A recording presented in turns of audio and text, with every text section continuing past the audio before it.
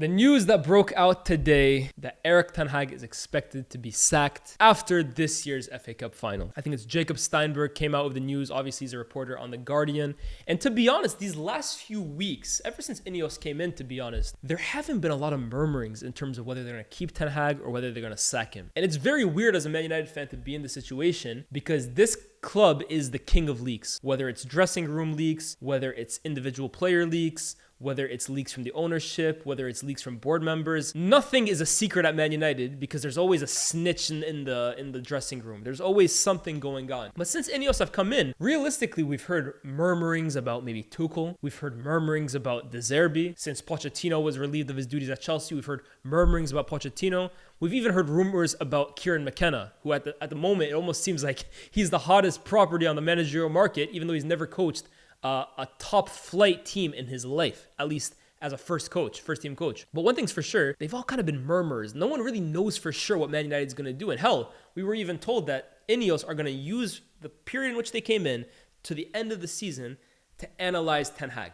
Analyze how the dressing room reacts to him, analyze his training sessions, analyze the games that he has left, and decide really whether they want to give him a second chance with a new structure, with a new scouting team, with a new recruitment team, or whether they believe that the damage is kind of already done and it's time to just cut the head off the snake, stop the bleeding, and go in with a new manager next season. Really, it's been guesswork. I haven't been able to tell you whether United's going to fire Ten Hag or not. Most reporters haven't been able to until today, where it seems that Jacob Steinberg, who, to be honest, is a very reputable journalist. He's not, I don't know, like I'm going to. It's not the Sun reporting this. It's not the Daily Mirror reporting this. No.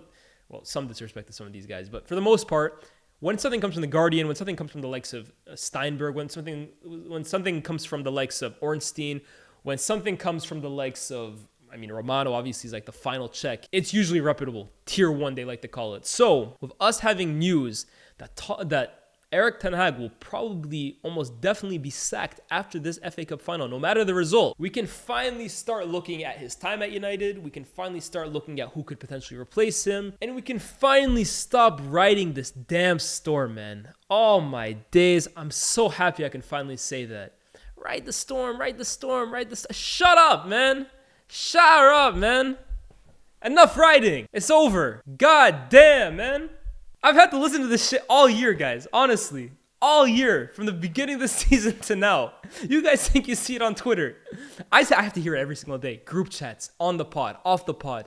In person. Ride the storm. Ride the storm. Ride the storm. No. No more riding, bro. Damn. You're going to have bruised ass by the end of this season, bro. About ride the storm. Leave until we die. Hey, y'all are dead then. How about that? How about that? This is your funeral. Leave until we die. That's my boy. But this season, I'm so sorry. Liban has had the biggest howler of all time. This season is like a monumental L from Liban. This guy spent all season cooking Arsenal, cooking Liverpool, cooking Chelsea. Every single one gets cooked until it comes to actually being honest about his club. It's been the worst season in Man United's Premier League history. Since I've been a fan, I can't remember a season as bad as this one. And that's saying something.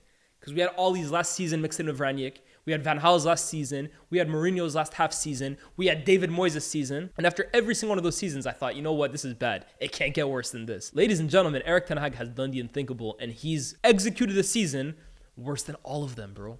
Worse than all of them. If Man United don't win this weekend against Manchester City in the FA Cup final, they don't have European football next year. This for a team that just spent 400 million plus in the last 2 seasons. This for a team that came 3rd place last year and won a cup and went to an FA Cup final and expected to strengthen, improve. This for a team that 2 years into this process still doesn't have an identifiable way of playing 2 games in a row. This for a team that conceded more shots than every team in the league, bar Sheffield United, who are the worst defensive team, joint worst defensive team in Premier League history. So when I see a lot of people on Twitter today talking about, oh, Ten Hag, man, he's another victim. He's been let down by the club. Player power wins again. This is a harsh way of sacking him.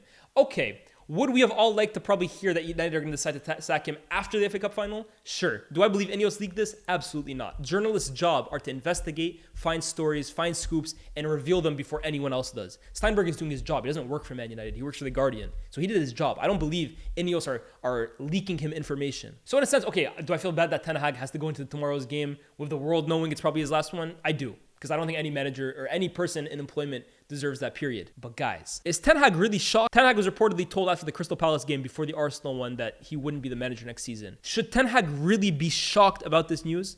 Is anybody in my chat shocked about this news? After all the stats I just gave you, after all the records that he broke in a negative connotation, this dude lost 7-0 to Liverpool last year, 6-3 to Manchester City, had a hand in basically removing one of Man United's greatest ever legends. And as a fan base, we backed him every single step of the way. Erik ten Hag finished last season with the fan base eating off the palm of his hand, me included. So for things to go this bad after a year, I'm sorry guys, it's not us being reactionary, it's not us being harsh, it's not us being delusional. We backed this guy as much as we could. I wanted Erik ten Hag to work more than any other manager that Man United hired. You guys have all seen my comp, Erik ten Hag, the prestige. You've seen the tweets, back this guy, get him his players, believe in his process. There's no receipts here. There's no, oh, gotcha moment. I'm audibly, vocally have always been somebody who wanted to see Erik ten Hag come to the club, and I wanted to see him backed. And more importantly, I wanted to see him succeed. But 2 years into the job, it shouldn't be a shock to anybody that Erik ten Hag is getting sacked. It shouldn't be like, oh, damn, he deserved better. The season that Erik ten Hag has coached up is an all-time bad one for any top club. It's an all-time bad one. And maybe at other clubs, this would have flown. And maybe under the Glazers, they would have given him another year. But I'm sorry, there's no way this kind of season can be rewarded with anything else other than punishment. Everything under Erik ten Hag this season has failed. The recruitment, the coaching, his relationship with players, his relationship with the media. And at the end of it, his relationship with the fans as well too. Selling us basically lies every single press conference. Like, I know he has to dress it up a certain way. I know he can't go out and say this player is shit. I get that. I'm not delusional. But to come out of certain games talking about, yeah, the team played well today, or, oh, we're unlucky today, or bringing up this Arsenal game that happened 10 damn months ago. At some point, fans are going to get tired of this. I look at Abs Busquets. He is, for me, the most optimistic Man United fan I know. He always tries looking at the positive side of things. He never wants to see a manager sacked. And to this day, he still hasn't said Ten Hag out. But even him, who all season was trying to hear Liban's reasoning and trying to come up with devil's advocate excuses for what I was saying, trying to kind of like still keep the faith with the manager. Fair enough. Even him, he's looking at the situation now and saying, it's practically untenable. If Ten Hag gets sacked, which he has been, can anybody complain? Should Ten Hag complain? Should you be shocked? It's gone so horribly wrong to a point that I think even Ten Hag's biggest critics, even before this season, couldn't have imagined in their wildest dreams. So I say it again, the storm is done writing, honestly. Like, at this point, even his biggest fans, I know Liban's not willing to do it, but even his biggest fans have to look at the situation and say, yeah, man, what can you do? It's been coming. This decision that Ineos have reportedly taken by Jacob Steinberg, it's been coming. Let's talk about replacements though. Thomas Tuchel, Kieran McKenna, Roberto De Zerbi, and Maurizio Pochettino. All four of them, in my opinion, are vastly different appointments. Let's look at, for me, what I would say is the safest appointment.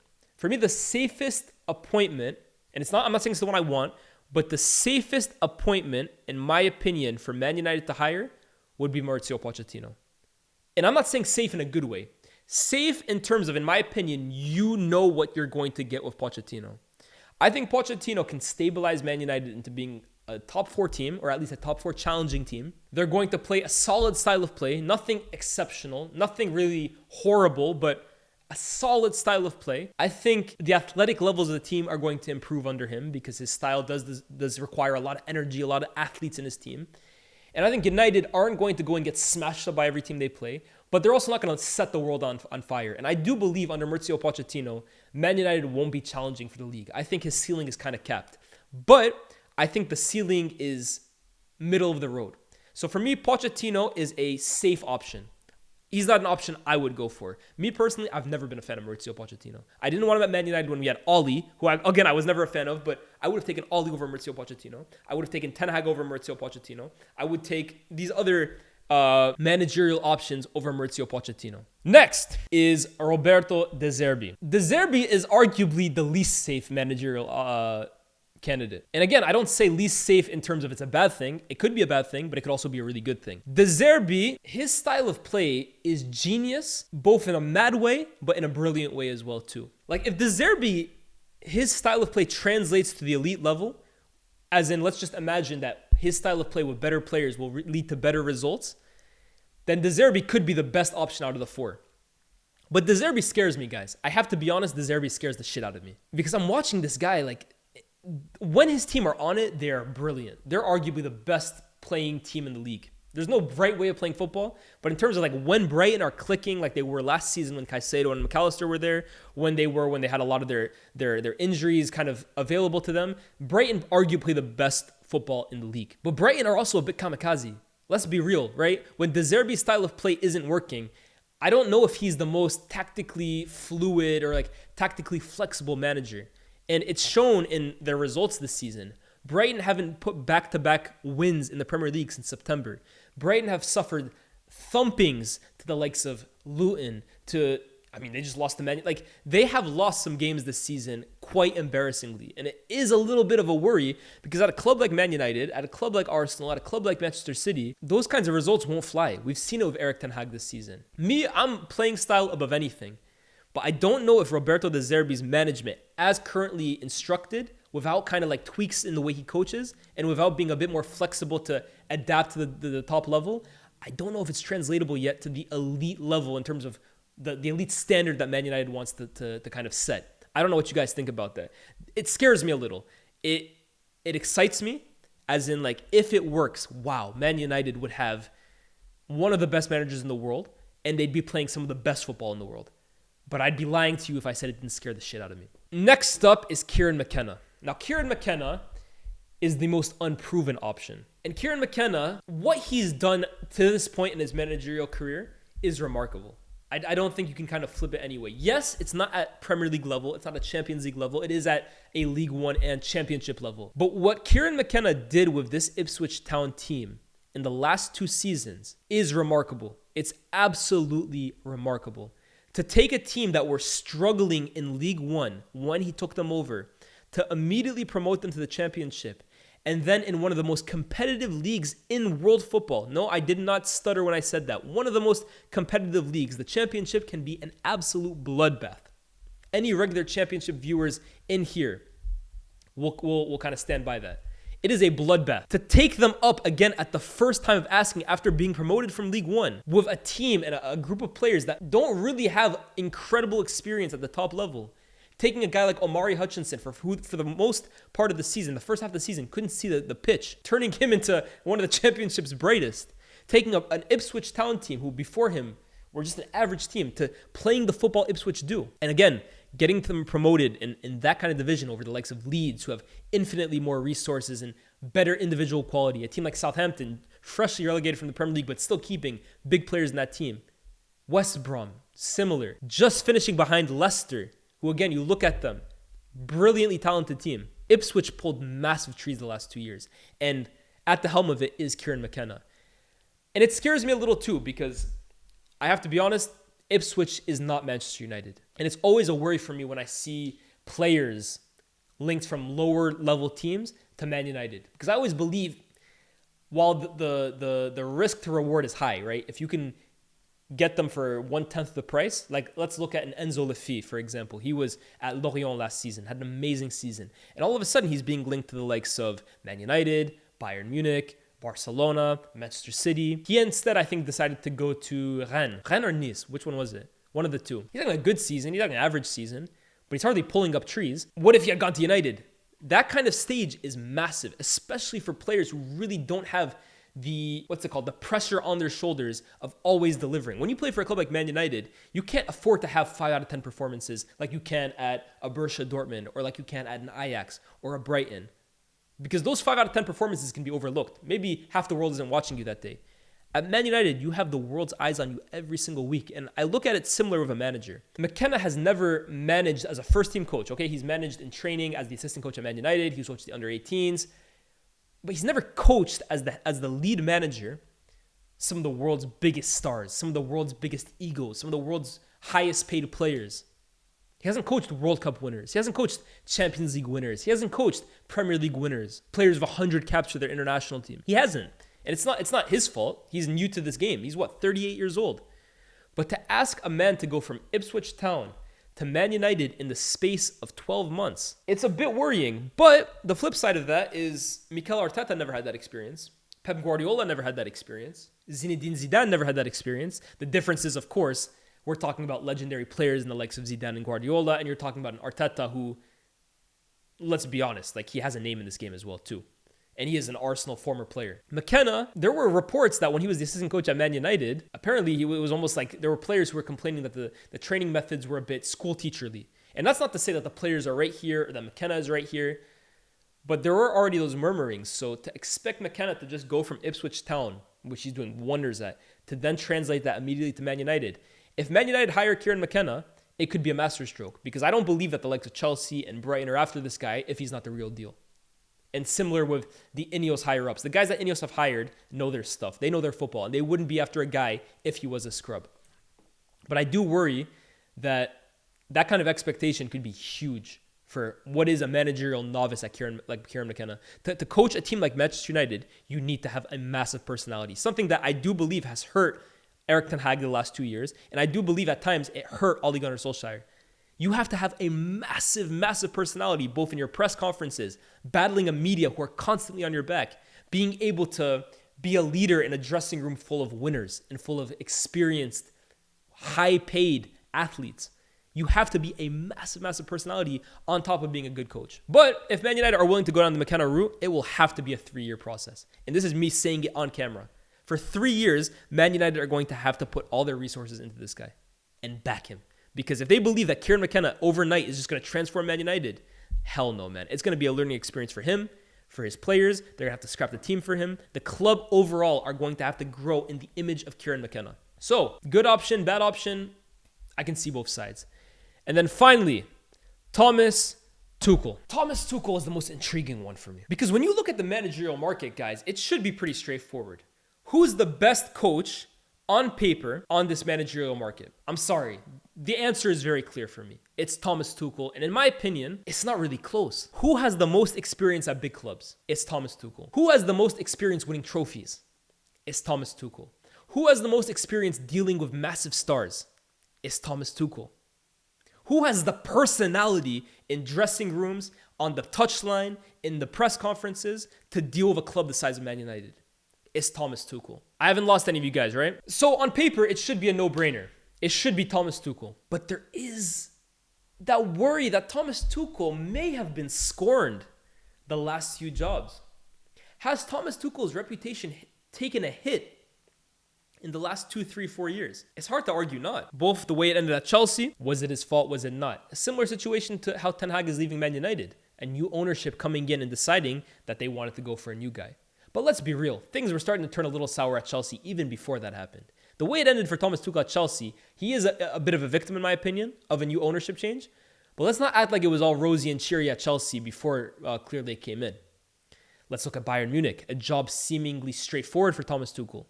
Winning the Bundesliga. Didn't do it easily last season. In fact, one could argue that Dortmund did them a massive favor. And the way this year has played out as well too. Yes, Leverkusen have been exceptional, but it hasn't been great from Bayern Munich. The way it ended at PSG with Leonardo, leaving halfway through the season, falling out with big players. Kylian Mbappe refusing to acknowledge him on the touchline.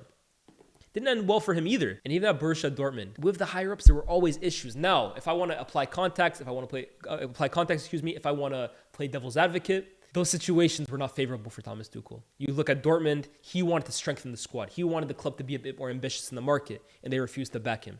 After he gave them their best statistical season, better than Thomas Tuchel even gave them.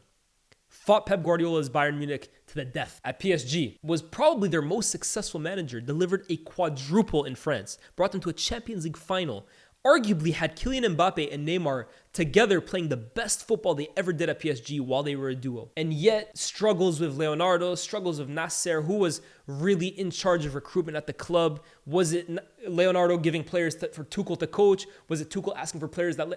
It's not an easy situation at PSG. We all know that. And in fact, you look at his predecessor and the guy who came after him in Pochettino, it's arguable that they should never have fired Tuchel in the first place. And at Bayern Munich, I don't think they should have ever fired Nagelsmann. I do think the situation was souring at Bayern before Tuchel even walked into the club. And you could argue he wanted Payinha in the summer. He wanted his own DM. He wanted to convert Joshua Kimmich into a right back. And none of that happened until he was forced to bring in Pavlovic. He was forced to bring in Kimmich. The situation was getting bad. Oliver Kahn and Brasso were fired before this season. And now he's having arguments with Ulay Hones, who's accusing him of basically not trusting in youth, throwing a tantrum when things don't go his way.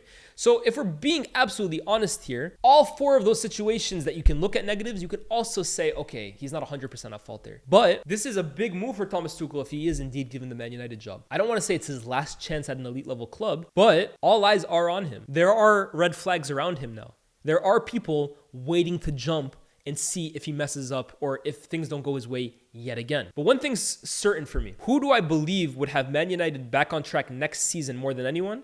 It'd be Thomas Tuchel. Now, whether that's the right thing for United, I always say don't cheat the process. You look at Ten Hag, for example. I think signings like Casemiro, signings that basically, let's get into top four before we even figure out a style of play. I call that cheating the process. I don't want that to happen. I would rather see United have a good foundation, have a set style of play, and hell, we might finish 8th. But at least then I can know that, okay, let's add players to it. Let's add some experience to it. And then that foundation that you already have can continue to grow. If you don't even have the foundation of the house, I always say you can add lamps, you can add a flat screen TV, you can add hardwood on the floor, you can add a huge fridge. If you don't have the foundation of the house is going to collapse. And I think that's what's happened with Erik ten Hag. But I do believe Tuchel would have Man United on track next season just because that's the kind of manager he is. And I don't believe that I will ever question Thomas Tuchel's credentials in terms of being able to coach a big club. The rest of them, I'm not 100% sure over. If you ask me, I would probably prefer in this order. Thomas Tuchel 1, I'm going to do it in a different order. Maurizio Pochettino 4th. I just think Pochettino would be a boringly safe option. Like, that's uninspiring for me. If Man United hire Pochettino, I'm uninspired. And I would argue, I might argue Kieran McKenna at 2nd. Just because it's the fear of the unknown, but it's also the beauty of it too. What are you really getting with this guy? Who is this guy that two of the biggest institutions in world football, along with Brighton, who typically do their recruitment well, what is it about this guy that everyone's after him? Is it transferable to the highest level? I'll tell you what, if Kieran McKenna goes to Chelsea tomorrow and transforms Chelsea into the next dynastic team in the Premier League, and the way they're winning and the way they're collecting silverware left, right, and center is down to Kieran McKenna. And I know Kieran McKenna was at Man United for 2 years under our nose this entire time, and when he became available, we could have got him. And now he's doing it for Chelsea. I'll feel sick. I'll feel sick knowing that Kieran McKenna was under our roof and he ended up becoming a dynastic generational manager. It'll make me sick, guys, as a Man United fan. So maybe it is the fear or the curiosity of the unknown. But I might actually have Kieran McKenna 2nd, and I might put Roberto De Zerbi 3rd. I don't know how you guys feel about that, but I think that's my 4. I think that's my order. Thomas Tuchel, Kieran McKenna, Roberto De Zerbi, Maurizio Pochettino.